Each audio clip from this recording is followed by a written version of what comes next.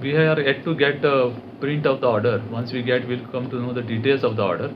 But basically, it looks like the court has accepted our argument that if the population of a scheduled caste is less than 1%, and the seat that is to be reserved by calculation, if it comes to below 0.5, such a situation may permit the authorities to not to provide for reservation. Plus, there is a provision in the Panchayat Raj Act which says that if the scheduled caste or scheduled tribe people, or rather scheduled caste people, are not properly represented, the election commission can direct that in a given panchayat or a Zilla Panchayat, a co-opted member can be provided for. So that provision is there in the Panchayat Raj Act. It looks like the court has upheld our contention. So I think it looks like we have succeeded on all counts.